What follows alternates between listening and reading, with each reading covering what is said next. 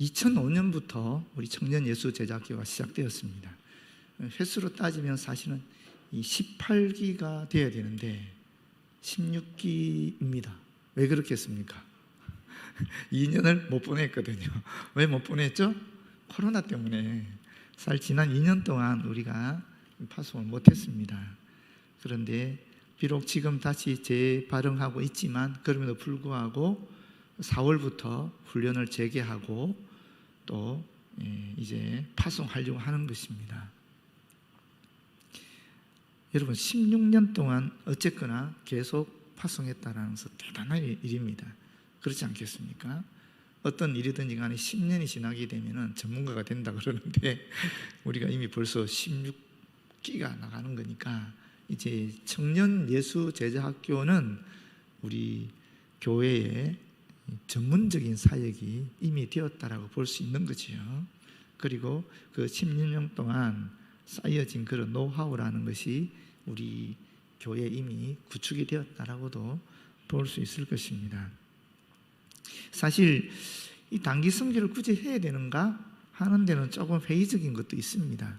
차라리 그런 에너지를 선교사에게 집중해 주면 오히려 그 선교사가 현지에서 더 잘할 수 있을 것인데, 그럼에도 불구하고 우리가 이 단기 선교를 굳이 시간을 들여서 또 청년들이 정말 몸을 바쳐서 또 교회는 재정을 투자해서 이렇게 가는 이유는 어디 있는가? 첫 번째는 사실 선교사를 격려하기 위해서입니다. 선교사가 혼자 사역할 때 굉장히 외롭고 힘들거든요. 그런데 선교 본국에서 선교지에 이렇게 많은 친구들이 와서 함께 해주는 것 자체가 선교사들로서는 굉장히 큰 위로가 격려가 됩니다. 두 번째는 뭐겠어요? 두 번째는 현지인들에게 이 사람들이 그냥 선교사만 파송한 것이 아니라 자신들이 직접 와서 이 예수 그리스도가 어떤 분인지를 실천하는 거구나. 다시 말하면 그리스도의 사랑, 기독교의 사랑을 실제로 보여주는 것입니다. 그것이 참 중요하다고 여기집니다. 그리고 마지막 세 번째는 파송받는 분들, 우리 사실 담방자라 얘기할 수도 있겠고 또 제자들이라 얘기할 수도 있을 것이고 학생들이라도 얘기할 수 있을 것인데, 이 전도자들이 선교지를 방문함으로 말미암아 거기에서 역사하시는 하나님의 영의 임재하심을 경험하는 것, 이것도 굉장히 중요하다고 여기집니다. 사실 예수께서 사도행전에 말씀하신 예수님이 사도행전에 유일하게 하신 분 딱 하나 있어요. 다 다른 바울이나 다른 분들의 설교인데 예수께서 직접 하신 말씀이 딱 한 구절 기록되어 있거든요. 거기에 주께서 하신 말씀이 뭐냐면은 주는 자가 받는 자보다 복이 있다는 말씀이에요. 주러 가는 거잖아요. 주러 가기 때문에 사실 더 많은 것을 하나님께서 받게 하시는 겁니다. 그런 기대를 가지고 가셨으면 좋겠어요. 오늘 말씀을 보시게 되면 예수께서 제자들을 파송하실 때 하신 말씀이에요. 자세히 보시게 되면은 이때는 주 선교 대상지였던 갈릴리 지방을 떠나서 유대 지역에 머물면서 일어난 일을 기록한 것인데, 이건 누가복음에만 있는 독특한 기록입니다. 1절에 보시면 그 후에 라고 얘기하고 있죠. 그 후는 9장 60절에서 62절에 나오는 내용과 연결할 수 있습니다. 제자도와 관련한 강도 높은 요구인데요, 죽은 자들로 자기의 죽은 자들을 장사하게 하고 너는 가서 하나님의 나라를 전파하라. 손에 쟁기를 잡고 뒤를 돌아보는 자는 하나님의 나라에 합당하지 아니하니라 하는 이 말씀을 하신 후에라는 말입니다. 주께서 따로 70인을 세우사 12제자와 별도로 70인을 세웠다라는 것입니다. 유대인에 의하면은 이 거룩하게 여기는 숫자가 7이고요. 또 완전한 숫자가 10입니다. 그래서 만선이라 그러는 거죠. 하여튼 그래서 7과 이 만수인 10을 곱하게 된 숫자가 70인데, 그래서 이 70이라는 것은 상징적 의미가 있습니다. 하나님 보실 때 가장 완전한 거룩한 수라고 볼 수 있는 것이거든요. 그래서 요셉 시대 때 이 애굽 땅으로 들어갔던 이스라엘의 수요가 70명이고요. 또 이스라엘의 장로 수가 70인이고 산헤드린 공회 회원 수가 70인으로 이렇게 되어 있습니다. 그런데 여기 또 보시면은 세웠다라는 거예요. 세우사 하는 말은 공식적으로 임명하고 선포했다라는 것입니다.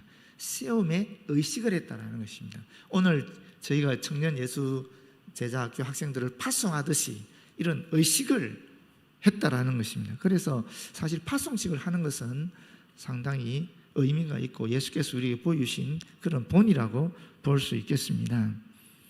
친히 가시려는 각 동네와 각 지역으로 둘씩 앞서 보내시며, 둘씩 서로 돕고 격려하기 위해서, 이런 의미가 있겠지만 더 중요한 의미가 있습니다. 그것은 뭐냐면은 이 유대인들의 율법에 의하면은 증인이 2사람 이상이 되어야 그 증언은 유효하거든요. 지금 우리가 그냥 가는 게 아니에요. 단순하게 우리가 한국에서 베트남이든 태국이든 뭐 카자흐 가는 게 아니거든요. 지금 분명하게 우리는 파송한단 말이에요. 전도자의 사명을 부여해서 보내는 거란 말입니다. 단순한 보내는 것이 아니지요. 사명을 받고 그리스도를 증언하기 위해서 가는 것이기 때문에 2사람 짝씩 보냈다라는 이야기를 하고 있는 것입니다. 그 다음에 2절에 보시게 되면 이르시되 추수할 것은 많되 일꾼은 적으니, 이 추수할 것이라는 것은 향후 도래할 하나님 나라에 들어갈 하나님의 백성들을 말하는 것인데, 하나님께서 이미 여러분이 가시기 전에, 선교사가 나가기 전에 이미 복음을 받을 수 있도록 예비해 놓으셨다라는 것입니다. 이미 그렇게 해놨다라는 것입니다. 각 민족들마다 다 그들의 전래되어지는 그런 이야기들 속에 또는 신화 속에 어떤 전설 속에 상관없습니다. 어떤 형태로든 그들의 문화 속에, 역사 속에 이미 하나님께서 깔아놓은 그런 예비된 토양이 있다라는 것입니다. 그래서 거기 씨가 심기게 되면 자연스럽게 씨가 발화되게 되어 있다라는 것입니다. 사람들은 추수를 기다리는 완전한 무르익은 곡식과 같다 하는 이야기를 여기 담고 있는 것입니다. 그러면서 뭐라 그럽니까? 추수하는 주인에게 청하여 추수할 일꾼들을 보내 주소서하라. 지금 여기서 청하여 주소서하라 하는 말은 단순히 요청하는 것이 아닙니다. 이것은 기도하다, 간구하다라는 뜻을 가지고 있는 그런 의미입니다. 다시 말하면 너희들은 간구하라 하는 매우 간절한 의미를 가지고 있다고 볼 수 있겠습니다. 복음을 알지 못한 채 죽어가는 수많은 영혼들에게 그 안타까운 마음으로 하나님께 모든 민족을 구원하고자 하는, 또는 구원시키고자 하는 그런 간절한 기도의 마음을 품고 동력자들을 보내달라 하는 그런 이야기지요. 사실 기도는 우리가 아무리 지나치게 강조해도 지나치지 않는 것이죠. 우리가 사실 선교사라고 얘기했을 때 가는 선교사가 있고 보내는 선교사가 있거든요.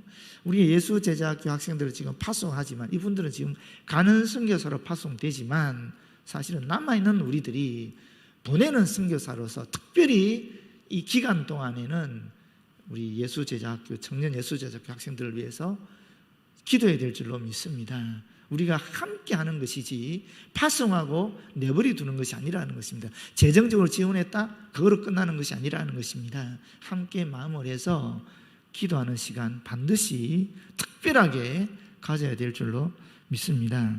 3절에 갈지어다 내가 너희를 보냄이 어린 양을 이리 가운데로 보낸 것 같도다. 양은 능력 있는 목자가 필요하지요.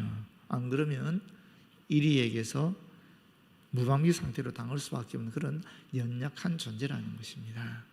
아무리 우리가 몇 달을 준비하고 훈련되어서 또 심지어 한 번 가는 것도 아니고 지금 저기 보시게 되면 뭐 여러 수차례 이미 다녀오신 분도 있지요. 베테랑들이 있거든요, 저기에. 그럼에도 불구하고 사실은 선교지라는 것은 이리와 같다라는 것입니다. 세상이라는 것은 이리와 같다라는 것입니다. 그런 악한 세력과 영적인 싸움을 하게 될 것인데 그때 어떻게 되겠습니까? 예수께서 우리 가르친 것은 뱀같이 지혜롭게 비둘기같이 순결하게 라고 얘기하고 있습니다. 단순히 죄송하지만 준비 없이 무대포로 그렇게 가는 선교를 얘기하는 것이 아니죠. 우리가 하나님 앞에서 정결함과 순결함을 지켜야 되겠지만 다른 한편으로는 준비를 잘해서 지혜롭게 전략적으로 그렇게 섬겨야 된다는 것을 이야기하고 있습니다. 그러면 구체적으로 어떻게 하는 것이 지혜롭게 하는 것인가? 사실은 그 뒤에 4절부터 11절에 나오는 말씀입니다. 그것을 요약해 보면은 하지 말아야 될 것과 해야 될 것 둘로 나눠져 있습니다. 하지 말아야 될 것은 첫 번째가 4절 상반절에 여행에 필요한 최소한의 물품도 챙기지 마라라고 얘기하고 있습니다. 다시 말하면 선교는 모든 것을 하나님께 전적으로 의존하는 가운데 이루어져야 한다라는 것을 이야기하고 있는 것이죠. 그러면서 전대도 주머니도 신발도 하나 더 챙기지 말라라고 얘기하고 있거든요. 전대라는 것은 지갑이죠. 돈보다는 하나님을 의지하라는 것이고, 주머니는 가죽 자루인데 생활에 필요한 가장 기본적인 갖고 있었던 것을 담고 있었던 걸 이야기하는 건데, 그것조차도 하나님께 전적으로 의지하라는 것이고, 이 신발을 여분의 신이에요. 당장 불필요한 소유에 대한 집착을 버리라 하는 이야기입니다. 하여튼 최소한의 물품도 챙기지 말라라고 주님은 말씀하셨습니다. 지금은 어떻게 되겠어요? 오늘 시대에 어떻게 되겠습니까? 두 번째는 길에서 아무에게도 단 한 번도 무난하지 말라라고 4절 하반절에 이야기하고 있습니다. 길에서 무난하지 말라, 이해가 안 되는 말씀이죠. 그것도 단 한 번도, 이 원어상 단 한 번도가 들어가 있거든요. 왜 그런가 하면은 이 유대인들의 이 인사하는 방식이 긴 시간을 요구하는 것입니다. 대개 안부를 묻고 축복을 교환하는 그런 장황한 인사말을 시작해서 포옹하고 입맞춤하고 하면서 아주 길게 가는 거예요. 이 복음을 전하는 급박한 상황인데 길거리에서 만난 사람과 길게 그렇게 빈번하게 시간을 낭비하는 것은 복음 전도에 있어서 불필요하다라는 것입니다. 복음이 전파되는 것이 지체되니까 그렇게 하지 말라라고 이야기하고 있는 것입니다. 그럼 해야 할 것은 뭐냐면은 하나, 둘, 셋, 넷, 5가지가 있습니다. 첫 번째는 뭐냐면 집에 들어갈 전도하는 데마다 들어가서 평안할지어다라고 인사하는 것입니다. 친절한 태도를 가져라라는 것이죠. 두 번째는 거처를 한 곳으로 정해서 거기서 먹고 마시라라고 7절이 이야기하고 있습니다. 더 나은 대접을 받기 위해서 인간적인 욕구로 마음대로 이리저리 옮기지 말라라는 것입니다. 그런 시간 낭비가 들어가니까. 또 자신들을 대접하는 정도에 따라서 우리 인간들은 사람들을 평가하는 그런 폐단이 있기 때문에 그것을 금하는 것입니다. 물론 한 동네에 대한 얘기죠. 다른 동네에 오면 또 당연히 옮겨야 되겠지요. 중요한 것은 뭐냐면 절제하라라는 의미입니다. 내 마음도 절제하고 내가 먹는 음식도 절제하고 모든 것을 내 몸도 절제하고, 이 절제하라는 의미입니다. 세 번째는 식사는 차려놓은 것을 먹어라라고 8절이 이야기하고 있습니다. 그 음식은 그들의 유익을 위해서 그리고 그들을 위하는 마음으로 주인이 차린 것이기 때문에 그 주인의 마음을 받아주라 이런 얘기죠. 근데 여기는 더 중요한 의미가 있습니다. 사실 유대인들은 음식 규례가 아주 복잡하지 않습니까? 안 먹어야 될 것도 많고 그렇지 않습니까? 그런데 지금 예수님이 지금 파송을 어디로 했느냐면 요단 동편으로 했거든요. 이 제자들을. 요단 동편에는 유대인만 있는 것이 아니거든요. 이방인들도 있어요. 집에 들어가 전도하는 이방인이 있을 경우에 또 그들이 식사 대접할 경우에 어떻게 되겠는가 하는 것입니다. 그럴 때 유대인의 음식 규례를 따지지 말고 묻지도 말고 그들이 주는 대로 먹으라라는 것입니다. 뭔 뜻이겠습니까? 문화의 차이를 극복하라라는 것입니다. 그들 입장에서 생각하라라는 것이죠. 우리의 음식도 다를 것이고 우리의 문화도 다를 것이고, 오늘 장로님도 기도하셨지만은 사실 선교에서 제일 중요한 것은 우리 문화와 그쪽의 문화가 다르기 때문에 이 문화적 차이로 인해서 느껴지는 그런 갈등들이 많이 있거든요. 그런데 겸손하게 우리 문화에서 그들 문화를 판단하거나 정죄하지 말고 일단은 겸손하게 그들 문화 속에 들어가서 그들 문화를 이해하는 가운데에 그들에게 친절하게 대하라 하는 그런 의미를 담고 있다라고 볼 수 있겠습니다. 그리고 나서 뭐라 그럽니까? 병자들을 치유하고 하나님 나라를 선포하라 라고 9절에 말씀하고 있는데, 이것은 바로 전도하라 하는 것이죠. 우리가 왜 이렇게 친절하게 절제하면서 또 문화 차이를 극복하는 소박한 태도를 가지고 들어가야 되는가? 주의 복음을 전하기 위해서, 하나님 나라를 전하기 위해서라는 것입니다. 그래서 목표는, 그 모든 내용은 전도하기 위한 것입니다. 그리고 나서 마지막으로 이 묘한 얘기를 하나 주님이 하고 있습니다. 그것은 영접지 않는 마을에는 심판을 경고하라라는 것입니다. 유대인의 어떤 정결성을 유지하는 의식 중에 그런 것이 있습니다. 이방인을 만났다, 어쩔 수 없이 이방인을 만났다든지 또는 부정한 사람과 접촉했을 경우에 이 발에 먼지를 트는 것이 일종의 정결 의식입니다. 그들 나름의. 근데 제가 볼 때 이것은 무슨 말이냐면은, 전도자가 문화에 적응하기 위해서 또는 무한을 이해하기 위해서 우리가 이 낮은 자의 자세로 가는 건 그 자세는 좋지만, 그렇다고 우리가 갖고 있는 그리스도인이라는 자각 내지는 권위를 잃어서는 안 된다라는 것입니다. 우리는 예수 그리스도가 파송한 사신들, 사자들이거든요. 거기에 대한 권위, 거기에 대한 자부심을 잃어서는 안 된다 하는 이야기를 하고 있는 것입니다.